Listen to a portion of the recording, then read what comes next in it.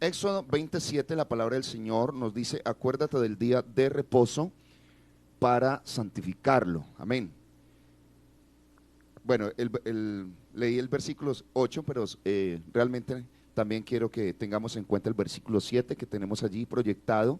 Versículo 7 nos dice: no tomarás el nombre de Jehová tu Dios en vano, porque no dará por inocente Jehová al que tomare su nombre en vano. Amén. El versículo 8 entonces nos dice: acuérdate del día de reposo para santificarlo. 6 días trabajarás y harás toda tu obra, mas el séptimo día es reposo para Jehová tu Dios. No hagas en él obra alguna, tú, ni tu hijo, ni tu hija, ni tu siervo, ni tu criada, ni tu bestia, ni tu extranjero que está dentro de tus puertas, porque en 6 días hizo Jehová los cielos y la tierra, el mar y todas las cosas que en ellos hay, y reposó en el séptimo día. Por tanto, Jehová bendijo el día de reposo y lo santificó. Amén. Versículo 12 nos dice: honra a tu padre y a tu madre, para que tus días se alarguen en la tierra que Jehová tu Dios te da. Amén. Miremos los siguientes mandamientos: no matarás, no cometerás adulterio, no hurtarás, no hablarás contra tu prójimo falso testimonio, no codiciarás la casa de tu prójimo, no codiciarás la mujer de tu prójimo, ni su siervo, ni su criada, ni su buey, ni su asno, ni cosa alguna de tu prójimo. Amén. Demos alabanzas al Todopoderoso en esta mañana. Gloria a Dios. Les invito, siéntense mis hermanos y permítanme entonces este espacio, y qué bueno estar muy atentos. Y creo que hay un conocimiento precioso que el Señor ya nos ha brindado a todos, y estamos en un tiempo privilegiado, iglesia, el tiempo del conocimiento. Hoy tenemos la Biblia disponible en tantas formas, y al mismo tiempo tenemos la capacidad, la posibilidad de escuchar grandes predicadores, grandes maestros. Tenemos recursos a nuestra disposición para ser edificados. Eso sí, el gran apóstol Pablo nos dijo: examinadlo todo y retened lo bueno. Hoy más que nunca, como el que sabe comer pescado, ¿cierto? Hoy más que nunca se sabe que aunque todo parezca muy atractivo, de repente si usted está comiendo pescado, ¿qué debe hacer? Poner atención, ¿cierto?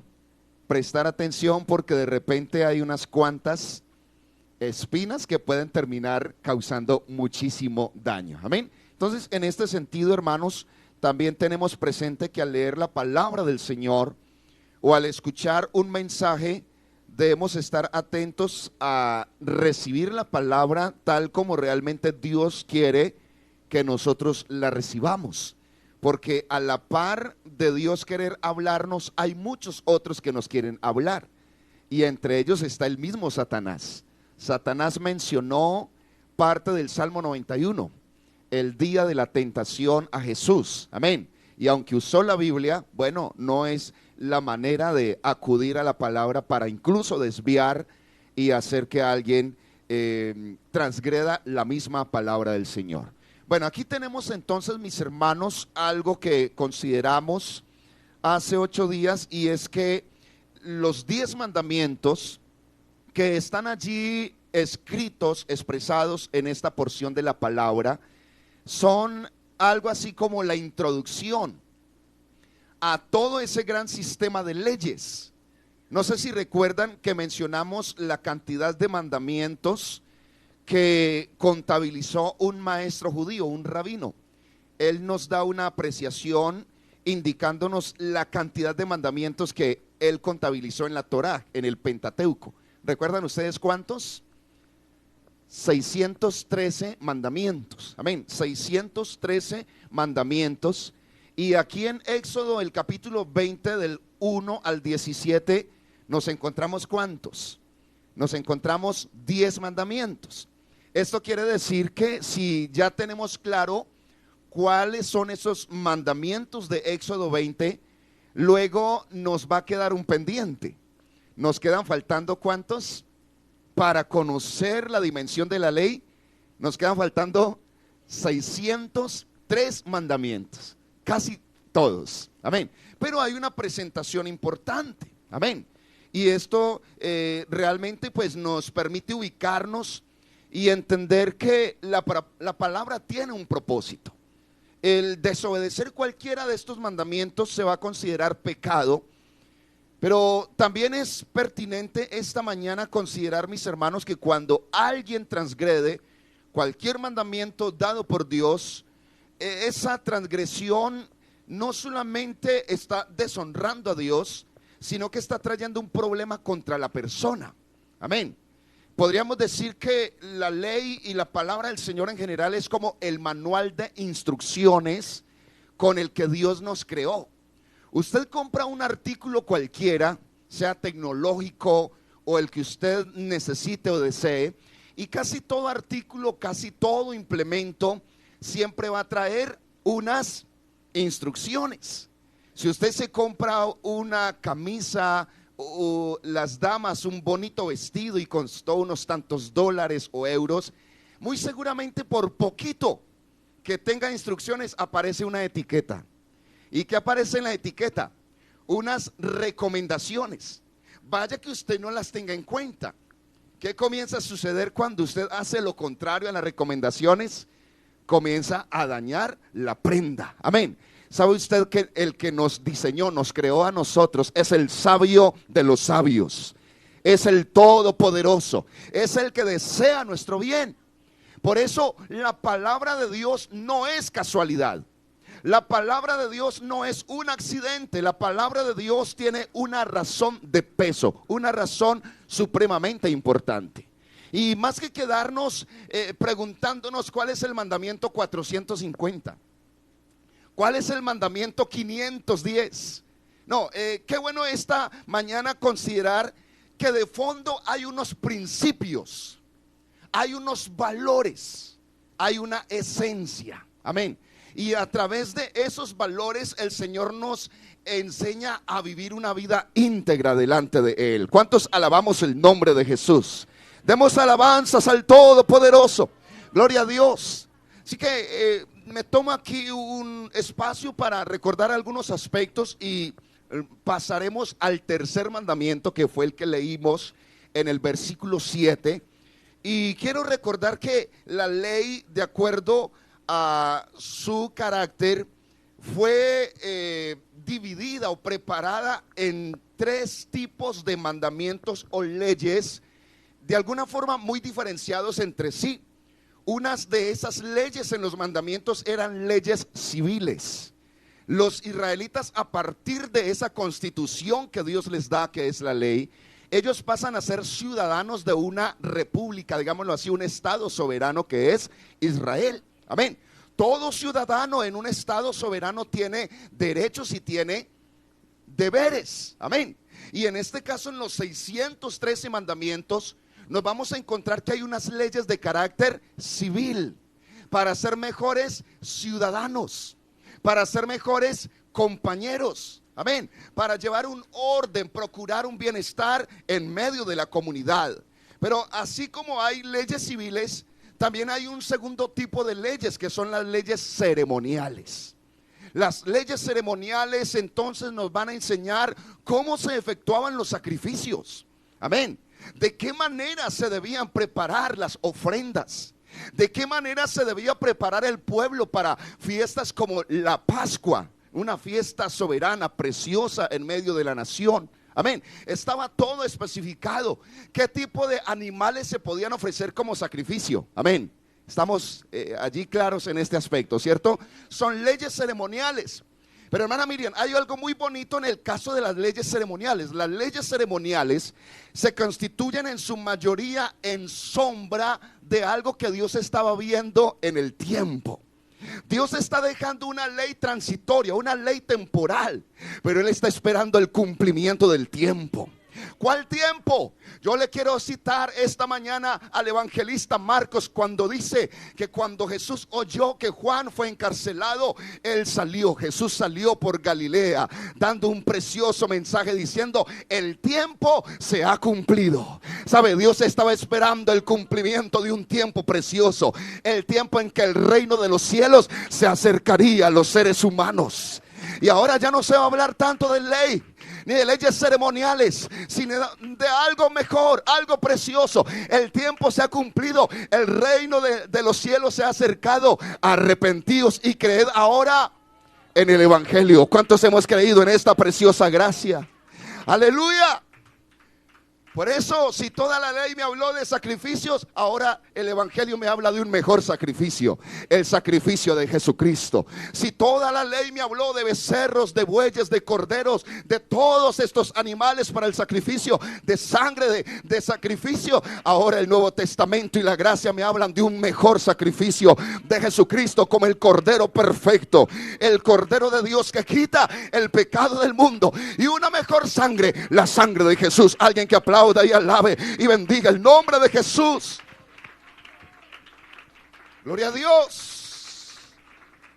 Aleluya.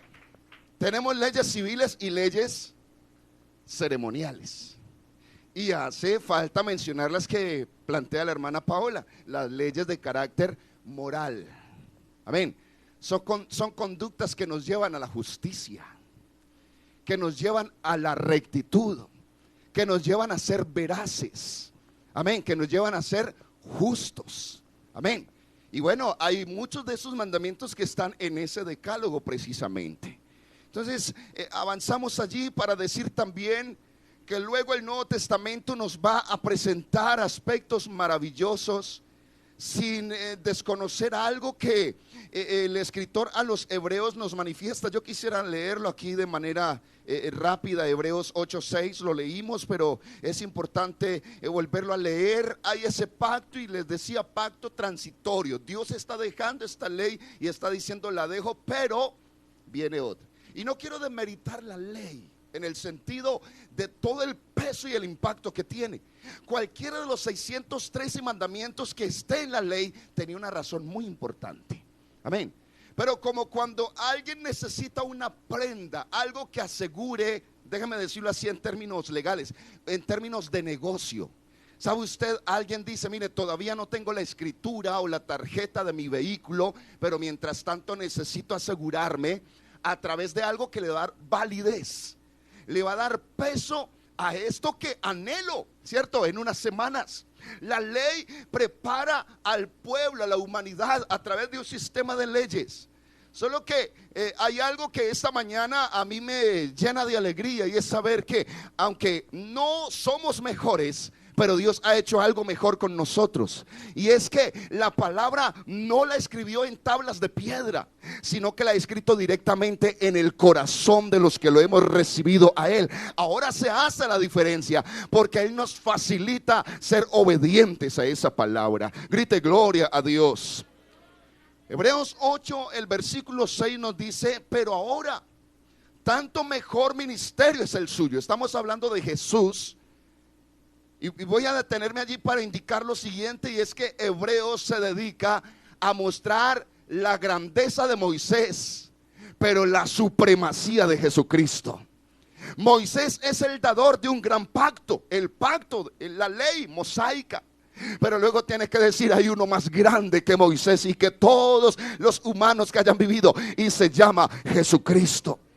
Y por eso Él tiene que decir: ahora tanto mejor ministerio es el suyo. ¿Cuál? El de Cristo, establecido sobre mejores. Usted que tiene su Biblia, sobre mejores promesas. En la ley hay promesas, pero en la gracia hay mejores promesas. Y dice: cuanto es mediador de un mejor pacto. Amén. Y dice: porque si aquel primero hubiera sido sin defecto, ciertamente no se hubiera procurado lugar para el segundo. Estamos en el segundo pacto, un mejor pacto, gracias a Dios. Aleluya. Gloria al nombre del Señor. Ahora el apóstol nos dice: mire, ustedes no quedaron incluidos en el primer pacto. De hecho, hay unas señales para ese primer pacto. Amén. Haber sido nacido de sangre, ¿cierto? Descendientes de Israel, descendientes de Jacob, la circuncisión, la Pascua. Hay una serie de elementos y nosotros estamos por fuera de ese pacto, por fuera de ese sistema. Y luego el apóstol en Efesios 2:12 tiene que decir algo precioso, y es lo que pasa cuando Cristo viene a nuestra vida. Efesios 2:12 nos dice: en aquel tiempo estabais sin Cristo, alejados de la ciudadanía de Israel. Y miren ustedes esto: y ajenos a los pactos de la promesa, sin esperanza. Así estábamos nosotros, sin esperanza y sin Dios en el mundo. De repente el apóstol tiene que poner un pero. Eso lo cambia todo. Amén. Pero ahora en Cristo Jesús, vosotros que en otro tiempo estabais lejos, habéis sido hechos cercanos por la sangre de Cristo. Habéis sido hechos cercanos por la sangre de Cristo. Creo que hay alguien que pueda alabar a Dios por ello esta preciosa mañana. Alguien que pueda adorar al Señor por esta grande bendición. Aleluya. Ahora, no nos vamos a olvidar de verdades eternas. No nos vamos a olvidar de principios y valores eternos. La ley es fundamentada en el amor. Por eso, aunque en Éxodo 20 no aparecen los dos principales mandamientos, porque los dos principales mandamientos no quedaron en el decálogo, pero Jesús los reitera y ubiquémoslos. Amén, recordémoslos. Mateo 22:35, el Señor mismo, que es mayor que Moisés. Amén. Mateo 22:35 puede dar la respuesta certera. Y la palabra dice: uno de ellos, intérprete de la ley. Ese era un especialista en la ley, ¿cierto? Hoy los especialistas en la Constitución, ayúdenme ustedes, ¿quiénes pueden ser? Los magistrados, ¿cierto? Magistrados de la Corte Suprema, Corte Constitucional, abogados. Hay gente especialista que a usted le da artículo por artículo. Los especialistas de la ley son los intérpretes de ese tiempo. Y entonces la Biblia dice que uno de ellos, que era especialista, por tentar al Señor, le hace una pregunta tremenda. Le dice: maestro, ¿cuál es el gran mandamiento de la ley? Gloria al Señor. A nosotros nos toman y nos enredan, pero allí está el que es mayor que Moisés. Y el versículo 37 dice: Jesús le dijo, dando respuesta al gran mandamiento, Jesús dice: amarás al Señor tu Dios con todo tu corazón y con toda tu alma y con toda tu mente. Este es el primero y grande mandamiento. Y el segundo es semejante: amarás a tu prójimo como a ti mismo. Y de estos mandamientos depende, ustedes me van a ayudar, si nos ayudan proyectando allí ese versículo, el 40, de estos dos mandamientos depende toda la ley y los profetas. Todo lo que usted encuentra en el Antiguo Testamento va a estar aquí encontrado en una razón de ser. Amén. Amar a Dios y amar al prójimo. Así que hay una esencia en la ley. Amén. Hay una esencia y es amar a Dios y amar al prójimo. El apóstol Pablo también lo dijo. Gloria a Dios. Romanos 13:8 nos dice: no debáis a nadie nada, sino el amaros unos a otros, porque el que ama al prójimo ha cumplido la ley. Y nos podríamos quedar allí, hermanos, pero bueno, hay que recordar un poco de esos mandamientos. Amén. También les decía algo importante en esos 10 mandamientos, y es que esos 10 mandamientos apuntan hacia dos direcciones. Una dirección es una dirección vertical. Esto quiere decir mi relación con Dios. Los primeros 4 mandamientos, no sé si los podemos recordar, de pronto si los logran proyectar allí, vamos a darnos cuenta que los primeros 4 mandamientos tienen que ver con la relación del ser humano con Dios. Amén. Y a esto se le llama piedad. El primer mandamiento es: no tendrás dioses ajenos delante de mí. Ayúdenme ustedes con el segundo. Amén. El uno es exclusividad en el señorío de Dios, y el otro es exclusividad en la adoración a Dios. Nada puede desplazar a Dios de su adoración, ni lo creado, ni las imágenes, absolutamente nada. El tercer mandamiento: no tomarás el nombre del Señor tu Dios en vano. El cuarto mandamiento: acuérdate del día de reposo para santificarlo. Estos primeros 4 mandamientos del decálogo nos van a hablar de relación con Dios, de amarás a Dios sobre todas las cosas. Señorío, adoración, amén, reverencia, gloria a Dios, y consagración, entrega de todo para Dios, amén. Los siguientes mandamientos: quinto mandamiento. A partir del quinto mandamiento ya no me va a hablar tanto de Dios, sino de las personas que fueron creadas a imagen y semejanza de Dios, amén. De los semejantes, llámense padre, esposo, familia, quien quiera me rodee, es alguien creado a imagen y semejanza de Dios. Así que el obedecer el quinto mandamiento en adelante de este decálogo me va a hablar de justicia, de actuar correctamente hacia las personas. ¿Cuáles son esos mandamientos? El quinto es: honra a tu padre y a tu madre. El sexto mandamiento: no matarás. ¿Cuál es el séptimo? No cometerás adulterio. Miremos los otros mandamientos: no hurtarás, no hablarás contra tu prójimo falso testimonio, y el décimo: no codiciarás. Entonces estamos hablando de 2 direcciones, ¿cierto? Piedad, que tiene que ver con mi relación con Dios, y una relación horizontal hacia los que puedo mirar a la cara, a los que yo podría mirar feo, pero que debo respetar, ¿cierto? Que son creados a imagen y semejanza del Señor. Demos alabanzas al nombre de Jesús. Gloria a Dios. Allí tenemos entonces ese planteamiento. Y mirando ya uno a uno de los mandamientos, mencionábamos acerca de la importancia que Dios le da a la exclusividad en su señorío. Él nos dice: no tendrás dioses ajenos delante de mí, amén. El segundo mandamiento ya lo mencionamos hace 8 días, pero tengámoslo aquí presente, y es que el Señor le habla. Quisiera que nos vayamos al texto bíblico, Éxodo 20, los versículos 4 hasta el 6, porque aquí tenemos una síntesis, amén. En la diapositiva tenemos una síntesis, y el mandamiento nos dice: no te harás imagen ni ninguna semejanza, no te inclinarás a ellas ni las honrarás. Pero Moisés en el decálogo es más amplio. Éxodo 24 nos está diciendo: no te harás imagen ni ninguna semejanza de lo que esté arriba en el cielo, ni abajo en la tierra, ni en las aguas debajo de la tierra. No te inclinarás a ellas ni las honrarás. Y escuchen esto: porque yo soy Jehová tu Dios, fuerte, celoso, que visito la maldad de los padres sobre los hijos hasta la 3ª y 4ª generación de los que me aborrecen, y hago misericordia a millares a los que me aman y guardan mis mandamientos. Mencionábamos que ninguno puede tener a 2 señores, que ninguno puede tener 2 dioses. Aquí se trata de que Él sea el exclusivo Dios y Señor de quienes le hemos ofrendado nuestra vida. Si Él es el Señor, Él responde también por nosotros. Si Él es el Padre, Él también nos sustenta y cuida de nosotros. Aleluya, gloria a Dios. Por eso en Apocalipsis dice: yo seré su Dios y Él será mi hijo. Relación exclusiva. Demos alabanzas al nombre de Jesús. El tercer mandamiento, ¿cuál es, mis hermanos? ¿Cuál es el tercer mandamiento? Amén. Éxodo 27 entonces nos dice: no tomarás el nombre de Jehová tu Dios en vano, porque no dará por inocente Jehová al que tomare su nombre en vano. Amén.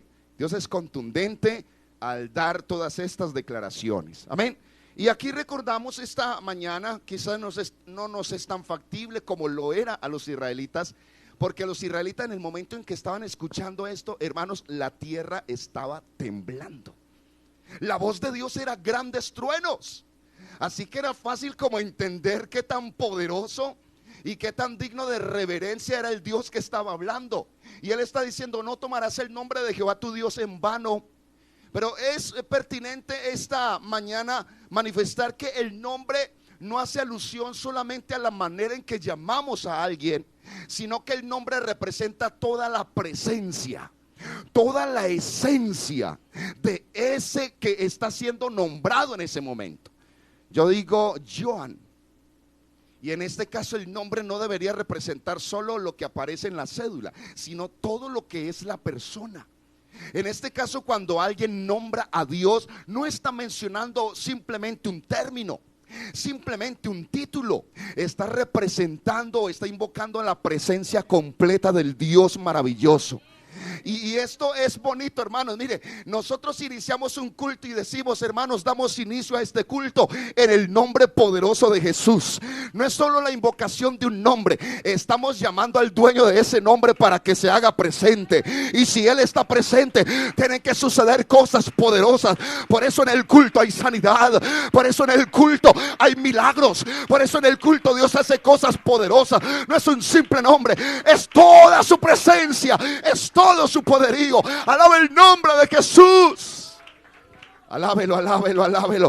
Aleluya. No lo tomamos en vano, lo tomamos con reverencia, con reconocimiento, con adoración, con temor, con admiración, con pasión. No sé si alguien lo admira esta mañana. No sé si alguien, aleluya, sabe cuánto reconocimiento merece Él de parte nuestra en esta mañana. Gloria a Dios. Ese nombre representa su esencia, su naturaleza, su carácter, su presencia, sus propósitos. Bueno, mire, es posible que el Señor haya ocultado por algún tiempo su nombre, porque su nombre no tenía toda la implicación que podría llegar a tener ahora. Aleluya. Y Hechos 2:21 ahora me dice cuánto puede pasar cuando alguien invoca ese nombre. Hechos 2:21, me gustaría que usted lo tenga por favor en cuenta, porque es que invocar a Dios, aleluya, no es como mencionar cualquier palabra, cualquier frase por allí. No, invocar a Dios lo cambia todo. Aleluya, aquí lo tenemos proyectado y usted seguramente puede leerlo en su Biblia. Mire lo que dice la palabra. El Señor en el mandamiento está diciendo: no tomarás el nombre de Jehová tu Dios en vano. Y ahora Hechos 2:21 está diciendo: y todo aquel que invocar el nombre del Señor. A ver, alguien que haya invocado ese nombre, alguien sobre el que haya sido invocado ese nombre. Y todo aquel que invocar el nombre del Señor será salvo. No es cualquier nombre, es el nombre sobre todo nombre. Alábelo, alábelo esta mañana. Gloria a Dios. Hechos 4:12, muy seguramente usted se lo sabe. Y si no se lo sabe, apréndalo esta mañana. Hechos 4:12 dice: y en ningún otro hay salvación, porque no hay otro nombre bajo el cielo dado a los hombres en que podamos ser salvos. Romanos 10:9, que si confesares con tu boca que Jesús, ese nombre que es sobre todo nombre, que Jesús es el Señor, y creyeres en tu corazón que Dios le levantó de los muertos, serás salvo. Aleluya. Invocar el nombre de Dios deberá ser siempre entonces motivo de reverencia. Es invocar su gloria, es invocar su majestad, es invocar su presencia, es invocar su poder, es invocar salvación, es invocar la diferencia, es invocar, aleluya, el favor de Dios para nosotros.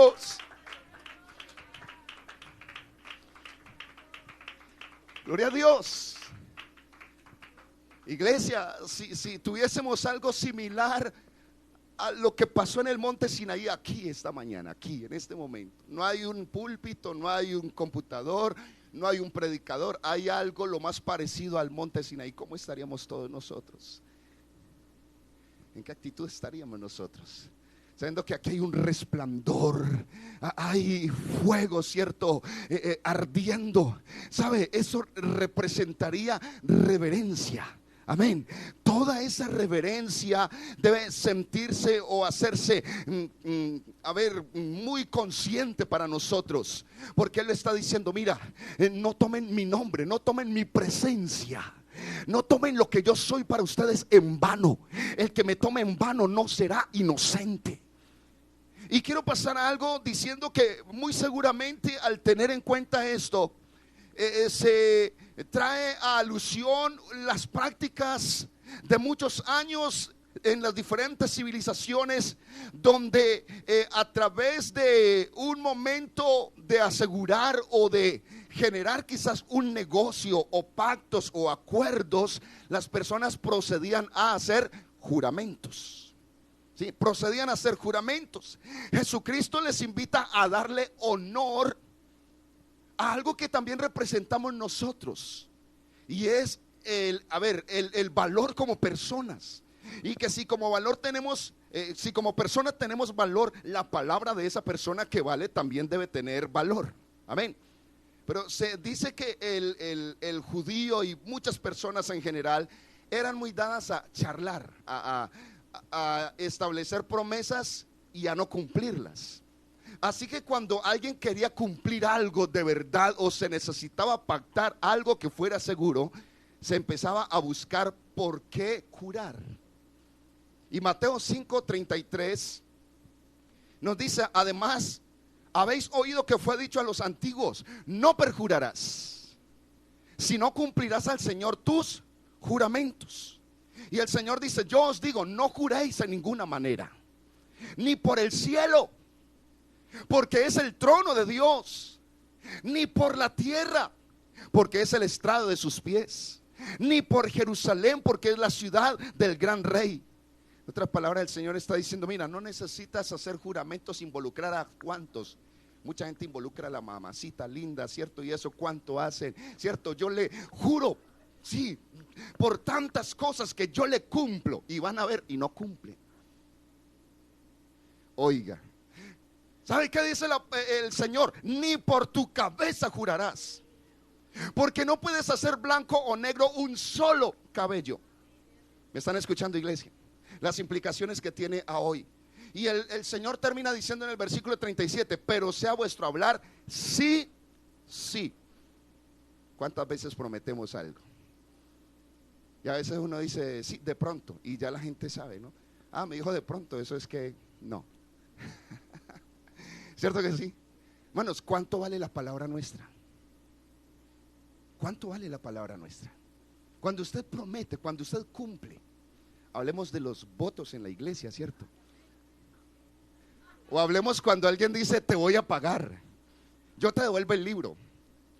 Joancito, yo te devuelvo la corbata. Él sabe por qué lo digo, ¿cierto?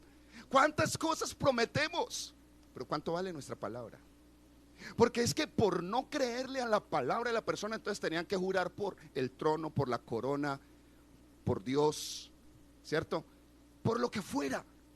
El Señor dice: vea, yo doy mi palabra por mí mismo. De cierto os digo. Lo asegura. Amén. Gloria a Dios, porque Él no es hombre para que mienta, ni hijo de hombre para que se arrepienta. Él promete y Él cumple. Yo creo que alguien aquí lo vive, lo ha vivido, lo ha visto reflejado en su vida. Él promete y Él cumple. Ahora aquí los que estamos aquí somos hijos de Él, el Padre de la verdad, el Padre de hijos veraces, que no necesitamos otras implicaciones. Oiga, me amañé en el tercer mandamiento. Gloria a Dios. El cuarto mandamiento nos dice: acuérdate del día de reposo para santificarlo. Y quiero leer aquí todo lo que dice Moisés allá en esa porción original. Éxodo 28 nos hace una descripción: acuérdate del día de reposo para santificarlo. Y sería bueno que usted se plantee la pregunta desde ya: ¿cómo responde usted al que le pregunta si hay que cumplir, ¿cierto?, al pie de la letra, tal como lo dice allí? O qué pensamos nosotros en nuestro tiempo de este mandamiento. Amén. Porque ya les manifestaba, hermanos, que hay leyes civiles. ¿Qué otro tipo de leyes? Ceremoniales y leyes morales. Esta ley, este mandamiento, ¿a cuál aplica? Al ceremonial. Amén. Al ceremonial. Está hablando de ceremonias. Entonces las ceremonias apuntan a un propósito más grande. Ya de entrada les estoy planteando eso. Amén. Apuntan a un propósito más grande. Éxodo 28 nos dice: acuérdate del día de reposo para santificarlo. 6 días trabajarás y harás toda tu obra, mas el séptimo día es reposo para Jehová tu Dios. No hagas en él obra alguna, tú, ni tu hijo, ni tu hija, ni tu siervo, ni tu criada, ni tu bestia, ni tu extranjero que está dentro de tus puertas. Nadie. Todo se determina. Amén. Todo, absolutamente todo. Porque en 6 días hizo Jehová los cielos y la tierra, el mar y todas las cosas que en ellas hay, y reposó en el séptimo día. Por tanto Jehová bendijo el día de reposo y lo santificó. Amén. El día de reposo, que es denominado Shabbat, entonces implica cesar desistir, reposar, descansar. Y tiene una importancia dentro de los aspectos ceremoniales y del culto descritos en la ley de Moisés. Toda la nación, ya lo acabo de manifestar, toda la nación debía cesar sus actividades para consagrarle ese día a Dios. Algunos de los propósitos de este día: uno era espacio de adoración a Dios. Toda la nación debía estar en adoración a Dios. Y segundo, descanso para el ser humano, descanso para las personas, para sus familias y aún para sus animales. Amén. Ya lo leímos, gloria a Dios, que el Señor está diciendo: ni tu bestia, ni tu extranjero, ni tu esclavo que está dentro de tus puertas, todos debían descansar. El día de reposo hoy, entonces, ¿cómo sería? Bueno, el día de reposo es visto como el anuncio de un mejor y completo descanso. Se dice hoy, hermanos, que gran cantidad, para poner como una consideración, una gran cantidad de las enfermedades que hoy existen en las personas, más que ser físicas, obedecen a problemas emocionales. ¿Por qué? Porque el alma, la mente, el espíritu de las personas está enfermo, cargado. Bendito sea Dios. Y hoy, entonces, como introducción, tendría que decirles que el día de reposo es visto como el anuncio de un mejor y completo descanso que el ser humano necesitaba. Ese descanso es el descanso espiritual. Es el descanso y la libertad del pecado que se encuentra gracias a la obra de Jesucristo.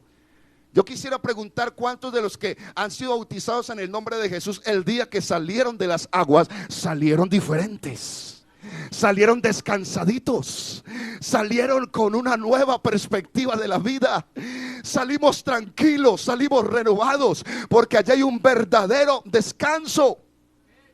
Recuerde que Hebreos nos está comparando la grandeza de la ley de la antigüedad con la grandeza de la gracia. ¿Por qué no vamos a Hebreos? Hebreos 4:4.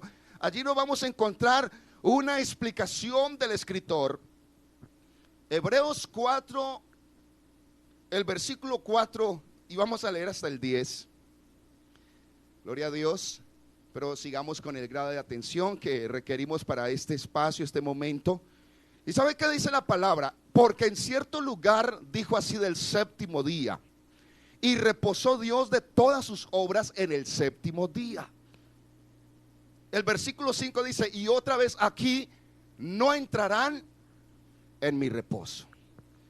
Miren lo que está diciendo el Señor: no entrarán en qué. Y el día sábado era qué, reposo. Ellos cada 8 días tenían reposo, y el Señor está diciendo: no entrarán en mi reposo. Está haciéndonos ver que el reposo que Dios estaba viendo para ellos era más grande que un día. Era más grande que aguantar hambre todo el día si no alcanzaron a cocinar. Era más grande que todo esto demás. Y el versículo 6 dice: por lo tanto, puesto que falta que algunos entren en él. ¿En qué? En el descanso. Y aquellos a quienes primero se les anunció la buena nueva no entraron por causa de desobediencia. El versículo 7 nos dice: otra vez determina un día, hoy, diciendo después de tanto tiempo por medio de David, como se dijo: si oyereis hoy su voz, no endurezcáis vuestros corazones. Esto quiere decir que el que oye la voz de Dios entra en el reposo, alcanza el descanso. Amén. El versículo 8 nos dice: porque si Josué les hubiera dado el reposo, miren ustedes que ya el escritor no solo está mencionando los sábados como séptimo día de la semana, sino que está mostrando que de alguna forma fue anunciado como reposo cuando ellos entraron a la tierra prometida. Pero aún entrando a la tierra prometida, el escritor está mostrando que mucha gente, aunque entró a la tierra prometida, ni siquiera así descansaron. Amén. El versículo 8 dice: porque si Josué les hubiera dado el reposo, no hablaría después de otro día. Se estaba buscando un reposo más grande.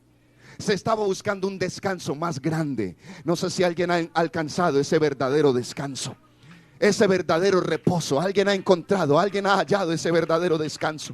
Aleluya, gloria a Dios.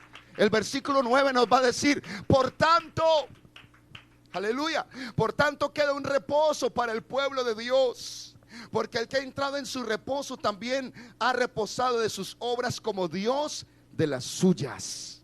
Y ahora tenemos que decir en medio de esta mañana: Jesucristo es el gran descanso, dispuesto para todo aquel que quiera recibirlo. Por eso Él se paró allá en medio de esa gran campaña evangelística. Mateo 11:28 tiene que ser un anuncio poderoso de parte de Jesucristo. Mateo 11:28 nos va a decir: venid a mí todos los que estéis trabajados y cargados, y yo os haré descansar. Llevad mi yugo sobre vosotros y aprended de mí, que soy manso y humilde de corazón, y hallaréis descanso. Hallaréis descanso. Hallaréis descanso para vuestras almas. ¿Por qué no alaba el nombre de Jesús en esta hora? Y si necesitas descanso, Él es el descanso esta mañana. Gloria a Dios. Mateo 12 nos va a mostrar, incluso ya Jesús en su ministerio se encuentra con una realidad, y la hermana Gladys nos leyó Juan 5 y nos muestra a Jesús sanando un paralítico en día de reposo.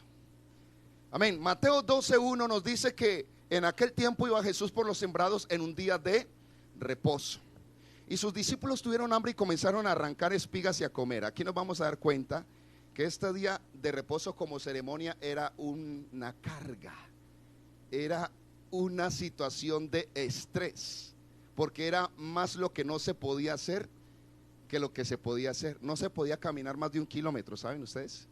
No se podía caminar más de 1 kilómetro, ya era una falta. Y aquí nos vamos a encontrar con que los discípulos tienen hambre y comenzaron ¿a qué? A arrancar espigas, y se metieron en un problema, porque ni siquiera eso se podía hacer. ¿Saben ustedes esa? Ni siquiera arrancar espigas en día de reposo ya era un trabajo. Les voy a decir algo: matar una mosca era un trabajo, no se podía hacer. Aguántese la picadura, ¿cierto? Gloria al Señor. El versículo 2 nos dice: viéndolo los fariseos le dijeron: he aquí tus discípulos hacen lo que no es lícito hacer en el día de reposo. Pero Él les dijo: ¿no habéis leído lo que hizo David cuando él y los que con él estaban tuvieron hambre? ¿Cómo entró en la casa de Dios y comió los panes de la proposición, que no les era lícito comer, ni a él ni a los que con él estaban, sino solamente los sacerdotes? Voy a leer hasta el versículo 8. La palabra dice: ¿o no habéis leído en la ley cómo en el día de reposo los sacerdotes en el templo profanan el día de reposo y son sin culpa? ¿Por qué? Porque los sacerdotes, ese día era el día que más mataban corderos, ese era el día que más sudaban, ese era el día que más becerros ofrecían, ese era el día que tenían que cargar más leña, ese era el día que más tenían que fuercear con los animales de los sacrificios. Les dice: vea, y ellos sí están violando, ¿cierto?, el mandamiento, pero son sin culpa. ¿Por qué? Porque más que un mandamiento específico, hay un propósito, hay una razón de ser en cada aspecto legislado. Demos alabanzas al nombre de Jesús. Por eso el versículo 6 al 8 son preciosos y dice: pues os digo que uno mayor que el templo está aquí. Uno mayor que el templo está aquí. Si todo esto fue por causa del templo, Él les dice: mira, hay uno más grande que el templo aquí, en medio de ustedes. Y si supieseis qué significa misericordia quiero y no sacrificio, no condenaríais a los inocentes. Y Él les tiene que decir: ese que es más grande que el templo es también el día de reposo, es también el Señor, el dueño del día de reposo. Alguien alabe y bendiga el nombre de Jesús. Aleluya, grite gloria a Dios. Por eso, hermano, mire, se nos fue el tiempo, ¿cierto? Se nos fue el tiempo. Pero quiero decir algo, nos va a tocar pausar allí, ya Dios nos dará un momento para continuar. Pero quiero indicar lo siguiente, y es que los apóstoles se vieron abocados a realizar concilios en el primer siglo para establecer lo que realmente era necesario e indispensable para la iglesia, que ahora ya no está bajo la ley, sino bajo la gracia. Amén. Los apóstoles y líderes de la iglesia compartieron sobre lo enseñado acerca de la observancia a cualquiera de esos 613 mandamientos. Y vamos a mirar lo que nos dice el apóstol Pablo, que él viene siguiendo la línea. Colosenses 2, 16 y 17. Colosenses 2, 16 y 17. ¿Cuántos están aquí conmigo todavía?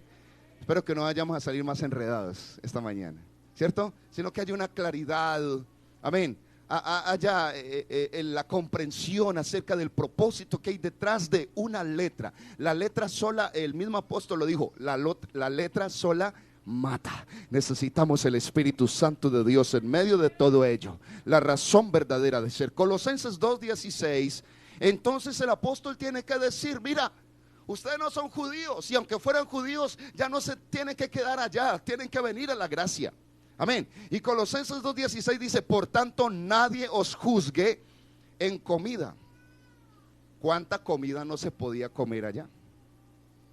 ¿Sí? ¿Estamos claros en esto?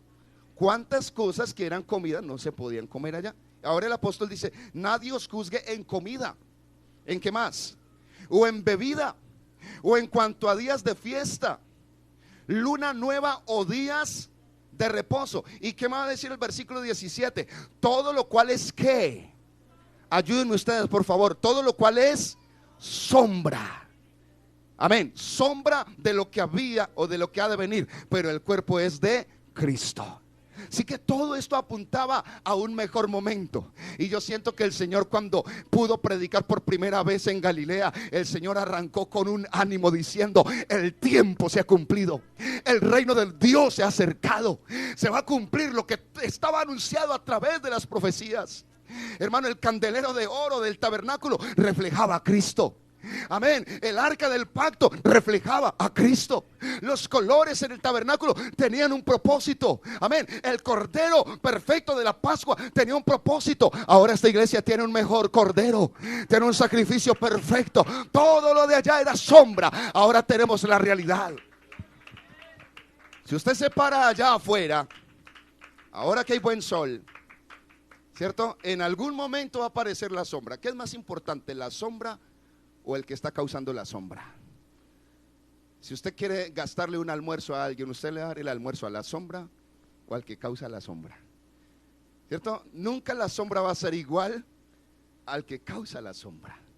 Y en este caso, aunque nadie iba a entender allá que Jesucristo era el Cordero de Dios perfecto, tuvo que haber una sombra. Amén. Jesús no solo es el Cordero, es el reposo. Pero por causa de él, que es el reposo, tenía que haber un día que lo reconociera, que lo reverenciara. Demos alabanzas al nombre de Jesús. Ahora yo quiero decir, no se ha hecho un cambio tanto en ley de día, no se ha hecho tanto un cambio diciendo, mire, es que sí o sí usted tiene que cambiar de día. Porque entonces aquí pasaría lo mismo. Si pasa por aquí un zancudito, que seguramente es cierto, entonces aquí estaríamos obligados a lo mismo. Nadie puede matar un zancudo porque cambiamos fue de día, pero las normas siguen. No estamos hablando tanto de cambios tácitos sobre el día, sino entender unos propósitos. Les decía a ustedes que los propósitos principales tenían que ver con la adoración a Dios. Amén. Con la comunión del pueblo y con el descanso. Bueno, habrá momentos que necesitamos para ello. Amén. Y por eso quiero entonces dejar aquí para el cierre de este momento de mensaje, indicar que los creyentes desde el siglo primero, los creyentes que siguieron a la resurrección de Jesús, empezaron a tener como una costumbre, empezaron a reunir una costumbre, ya no en torno a las leyes ceremoniales, sino en torno a prácticas de comunión, de edificación. Y aunque no es una norma bíblica, el Nuevo Testamento comenzó a darle cierta relevancia al primer día de la semana. ¿Cuál es el primer día de la semana? El domingo. Amén. El último día de la semana, pues en este orden sería el sábado. Y el último día de la semana sería un día en que todo el mundo llega cansado. ¿A qué? A descansar. Pero resulta que nosotros ya estamos descansados en Jesús. Entonces ya no necesitamos un día tanto para el descanso, sino para el reconocimiento. Por eso los creyentes toman en común, se ve una y otra vez, y yo quiero leer esos versículos, que toman el primer día de la semana, que a propósito es visto como el día de la resurrección. Y yo creo que esto no es un secreto para ninguno aquí esta mañana. Es el día de la resurrección. Por lo tanto se convirtió en un día de gratitud. ¿Cuántos estamos agradecidos? Y en un día de reconocimiento a Dios por la gran salvación recibida. Marcos 16:2, yo quiero que lo miremos aquí, gloria a Dios. Marcos 16:2, es el último capítulo de Marcos, ¿cierto? Así que es el capítulo de la resurrección. Marcos 16:2 dice: y muy de mañana, el primer día de la semana, vinieron al sepulcro. Estos son las mujeres. Ya ha salido el sol, pero decían entre sí: ¿quién nos removerá la piedra de la entrada del sepulcro? Pero cuando miraron, vieron removida la piedra, que era muy grande. Y cuando entraron en el sepulcro, vieron a un joven sentado al lado derecho, cubierto de una larga ropa blanca, y se espantaron. Mas él les dijo: no os asustéis, buscáis a Jesús Nazareno, el que fue crucificado. Ha resucitado, no está aquí. Mirad en el lugar en donde le pusieron. Primer día de la semana se convierte en el día de la resurrección del Salvador de esta iglesia, y por consiguiente se convierte en un día de celebración. Hechos 27, para que miremos allí estas porciones bíblicas del Nuevo Testamento. Hechos 27 ahorita nos muestra en qué momento se reunía la iglesia con el apóstol Pablo. ¿En qué momento se reunía el apóstol Pablo con la iglesia? El primer día de la semana, reunidos los discípulos para partir el pan. Era el día de la comunión, era el día de la Santa Cena, era un día especial. Pablo les enseñaba habiendo de salir al día siguiente, y alargó el discurso hasta la medianoche. Amén. Primera de Corintios 16:2. Ahora vamos a encontrar que para la iglesia en Corinto se dan instrucciones sobre un día también de comunión como iglesia. Primera de Corintios 16:2 nos va a decir: cada primer día de la semana, cada uno de vosotros ponga aparte algo según haya prosperado, guardándolo para que cuando yo llegue no se recojan entonces ofrendas. Era el día central para la iglesia. Amén. Apocalipsis 1, 9 y 10. Apocalipsis 1, 9 y 10, finalizamos aquí. El apóstol Juan nos testifica lo siguiente: yo, Juan, vuestro hermano y copartícipe vuestro en la tribulación, en el reino y en la paciencia de Jesucristo, estaba en la isla llamada Patmos por causa de la palabra de Dios y el testimonio de Jesucristo. Gloria a Dios. Yo estaba en el Espíritu en el día del Señor. Amén. Y oí detrás de mí una gran voz como de trompeta. Amén. Entonces quiero indicar con esto que una y otra vez los escritores del Nuevo Testamento comienzan a señalizar un día en que comienza a facilitarse a la iglesia la comunión, un espacio dedicado para la adoración, un espacio dedicado para para estar juntos y en armonía, un espacio para glorificar a Dios y ser formados como iglesia. Y quiero reiterar esto entonces esta mañana, y finalizamos, y es entonces: no se constituye en un mandamiento donde se dice no puede ni cocinar, ¿cierto? No puede hacer esto, no puede hacer lo otro. No, se convierte más en un espacio de gratitud, porque realmente si algo apuntaba el día señalado en el cuarto mandamiento, lo que señalaba era la orden imperativa de un descanso, día de reposo y cese de todas las actividades. Pero en este caso la iglesia ya ha descansado en Jesús. La iglesia ya ha descansado en aquel que es el que da el verdadero descanso al alma y a nuestra vida. Amén. Ya lo que la iglesia hace es adorarlo a Él, glorificarlo a Él. Y como iglesia que necesitamos la comunión los unos con los otros, nos reunimos. Y yo quisiera dejar ese principio esta mañana. ¿Sabe qué dijo el Señor? Buscad primeramente el reino de Dios y su justicia. Buscad primeramente el reino de Dios y su justicia. ¿Qué tal si eso que es tan importante para nosotros, el tiempo? ¿A quién le sobra tiempo? ¿A quién? ¿A quién le sobra tiempo? A usted que no le sobra tiempo, Dios le dice: dame lo primero a mí. Amén. Entonces, desde esa manera podemos ver que le damos a Dios en reconocimiento, en gratitud, en alegría. Y a cambio Él nos bendice, Él nos sustenta, Él nos fortalece, Él nos edifica, y recordamos lo que Él hizo. La Biblia dice: anunciaréis la muerte, pero también la resurrección de Cristo, hasta que Él venga por vosotros. Demos alabanzas al nombre de Jesús. Demos alabanzas al nombre de Jesús. Gloria a Dios. Yo quiero pedirles, hermanos, estar de pie. Y qué bueno en esta mañana invocar a Dios, darle gracias a Dios. Hemos finalizado esta mañana ese momento del decálogo que nos habla de nuestra relación con Dios, ¿cierto? La piedad, el amor a Dios por sobre todas las cosas, que lo tenemos a Él primero que cualquier otra realidad de nuestra vida. ¿Qué van a decirle? Señor, queremos cumplir a esos propósitos. Queremos que tú seas el primero. ¿Quién quisiera decírselo al Señor? Queremos que tú seas el primero. Señor, tú que eres el primero en nuestra vida, ahora queremos que tú también nos bendigas, que tú nos guardes, que tú nos guíes, que tú operes en nosotros para bendición. Yo quiero invitarle, levante sus manos, vamos a dar gracias al Señor. Finalizaremos con un momento de adoración, dando gracias. Yo quiero dar gracias.